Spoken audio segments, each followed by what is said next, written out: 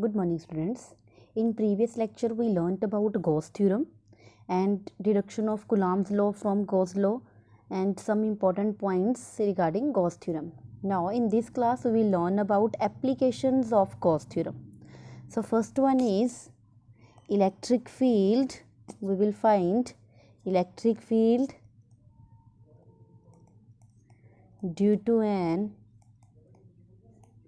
infinitely long straight uniformly charged wire. Long straight uniformly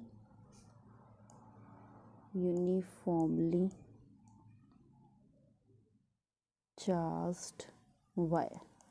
So with the help of Gauss theorem, we will find electric field due to an infinitely long straight uniformly charged wire. It means charge is distributing along a infinitely long straight wire. So first of all, we will consider a thin long straight wire having charge plus Q. Long thin straight wire having length L and charge is distributed plus Q, charge is distributed along a line length L. So first of all, we will find how to find the electric field. Firstly we will draw a cylinder around this surface, because Gauss theorem is applied only whenever we have a closed surface. Gauss theorem हम तभी apply कर सकते हैं जब हमारे पास कोई closed surface होगा. Inside the close surface है कोई चार्ज डिस्ट्रीब्यूटर रखा है तो फ्लक्स हमारे पास क्या आता है, Q upon epsilon naught. According to Gauss theorem तो यही थी डेफिनेशन. तो first of all to find electric field हमने क्या किया, एक सिलेंड्रिकल सरफेस जो है ड्रॉ कर लिया. सिलेंड्रिकल सरफेस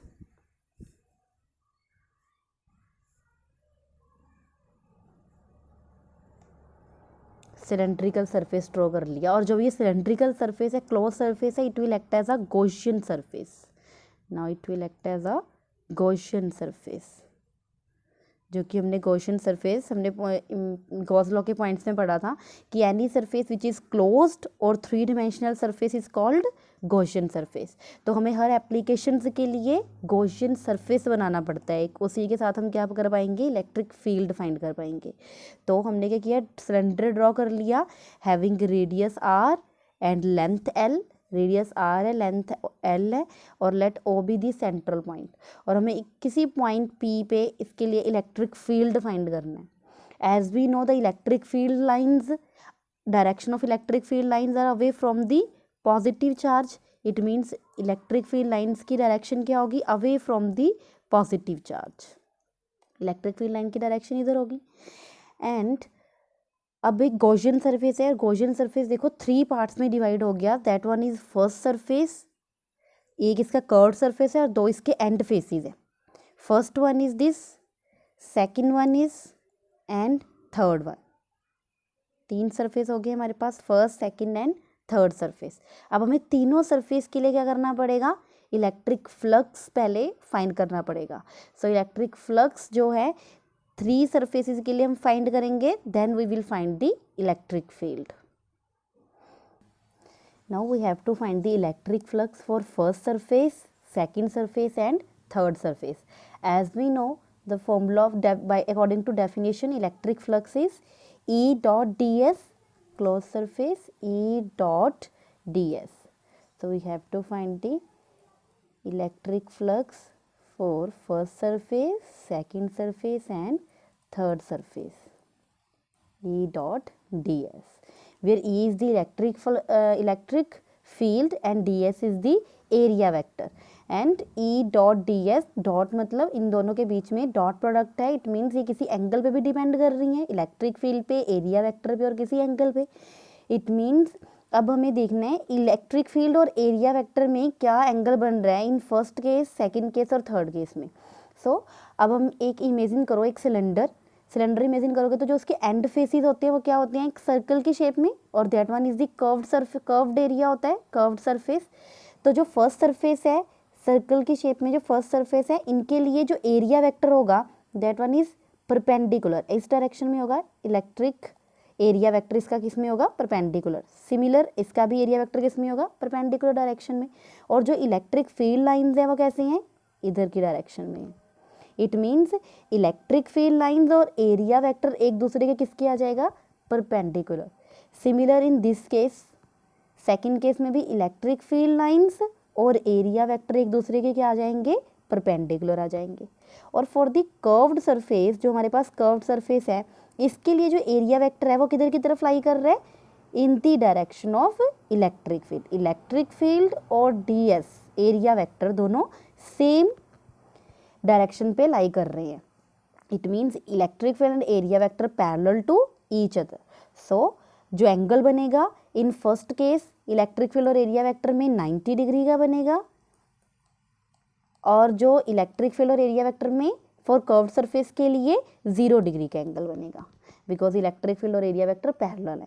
तो हम यहाँ पे क्या करेंगे, flux, so phi is equal to, यहाँ पे क्या बन जाएगा, E D s cos 90 for first surface, E D s cos 90 for second surface, for the two end faces of the cylinder electric field and area vector perpendicular to each other, and for the third surface electric field and area vector lie on the same direction. It means both are in same direction, so angle between them is 0, cos 0. So as we know cos 90 is 0 and cos 0 is 1. So electric flux crosses only through the curved surface. Electric flux crosses only through the curved surface, because for the two end faces it will be 0. So phi is equal to, it will becomes phi is equal to E ds cos 0 is 1 for third surface, and phi is equal to, according to definition of Gauss theorem, phi is equal to q upon epsilon naught. According to Gauss theorem, flux is 1 upon epsilon naught times the magnitude of charge enclosed E ds, q upon epsilon naught. As you know E electric field, और integration किस पे आएगी, सिर्फ surface के लिए आएगी, क्योंकि electric field क्या है इसमें सेम है थ्रू आउट दी सरफेस, तो इलेक्ट्रिक फील्ड बाहर ले लेंगे, और इंटीग्रेशन किस पे आएगी, सरफेस के विद रिस्पेक्ट टू कर रहे हैं हम इंटीग्रेट, तो हमने इंटीग्रेट कर दिया ds, और as we know integration ds is the, यहाँ पे इंटीग्रेशन करेंगे तो डेरिवेटिव और इंटीग्रेशन में से सिर्फ हमारे पास क्या बन जाएगा, सिर्फ सरफेस s रह जाएगा, और फिर s is the area of curved surface of cylinder.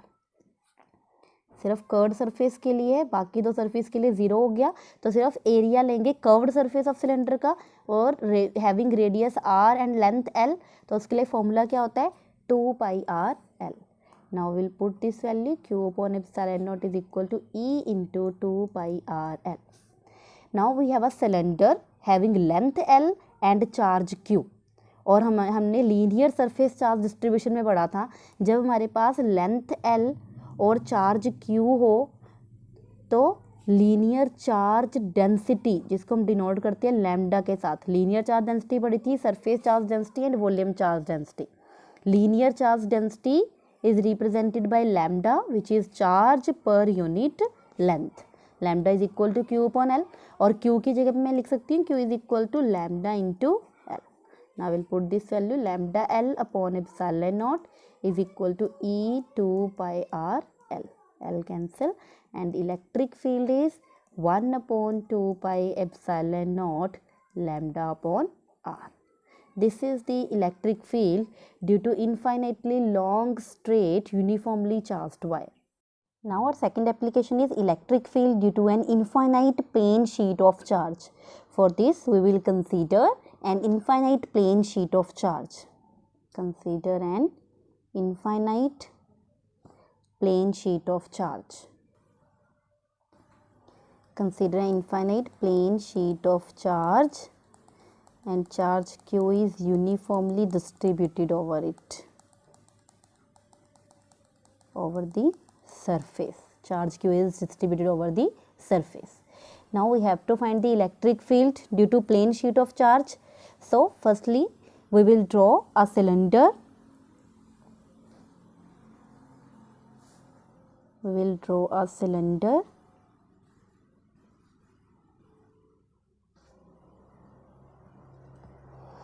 We will draw a cylinder so that it will, this cylinder will act as a, जो इसके इनर सरफेस है क्लोज सरफेस बन जाएगा and it will act as a Gaussian surface. कैसे act करेगा? As a Gaussian surface. Applications of Gauss law के लिए हमने गॉसियन सरफेस के बारे में पढ़ा है. और हमारे पास गॉस थ्योरम जब हमने अप्लाई करनी है तो किसके ऐसे अप्लाई करनी है कि वो क्लोज्ड सरफेस के लिए अप्लाई हो. तो इसलिए मैंने अब पहले लीनियर चार्ज डेंसिटी के around infinite linear charge density है तो इनफाइनाइटली में से कुछ पार्ट उसका ले लिया जिसमें से क्लोज्ड सरफेस उसके आसपास क्या कर दिया, ड्रॉ कर दिया सिलेंडर. ऐसे इसमें से भी infinitely straight plane sheet of charge है. तो प्लेन शीट है मतलब किसी सरफेस एरिया पे डिस्ट्रीब्यूट हो रखा है तो उसमें से कुछ पार्ट ले लिया और सिलेंडर ड्रॉ कर दिया to draw a cylinder of area A. और मुझे क्या करना है, अब इसके अराउंड क्या करना है, इलेक्ट्रिक फील्ड ड्रॉ करना है. इलेक्ट्रिक फील्ड फाइंड करना है. और electric field as we know direction of electric field away होगी from the positive charge and this is the point P where we have to find the electric field. We have to find the electric field. Electric field away जाएगा positive charge से. इधर के लिए भी positive charge से क्या करेगा, away move करेगा. नाउ अब मेरे पास यहाँ पे भी क्या बन गए, 3 सेक्शन बन गए. First surface, second surface and centre में third surface. First surface, second surface and third surface.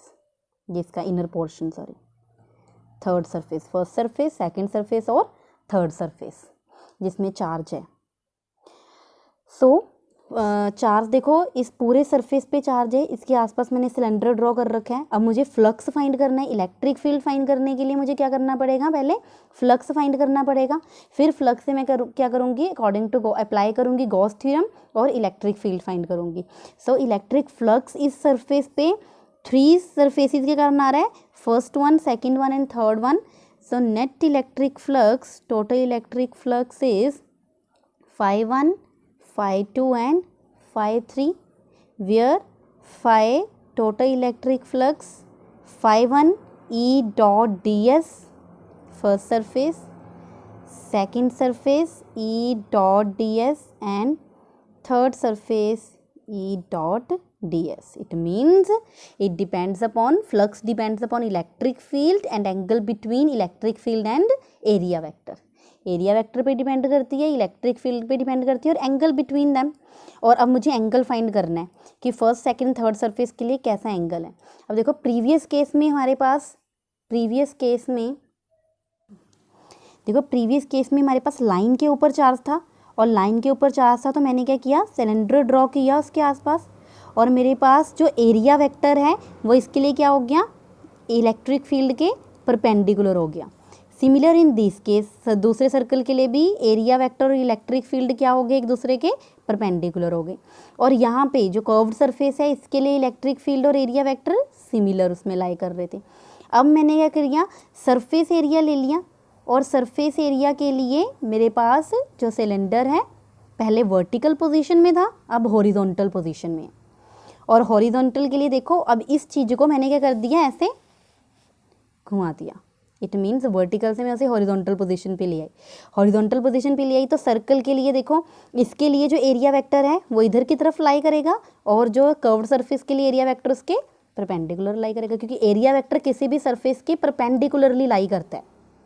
तो अब देखो यहाँ पे इस सरफेस के लिए क्या हो जाएगा, जब मैं surface charge density infinite plane sheet के लिए कर रही हूँ तो इसके लिए एरिया वेक्टर सर्कल के इधर की तरफ लाई करेगा और सेंटर जो थर्ड सरफेस है उसके लिए इधर की तरफ लाई करेगा. और इलेक्ट्रिक फील्ड की डायरेक्शन किधर की तरफ है, away from the positive charge.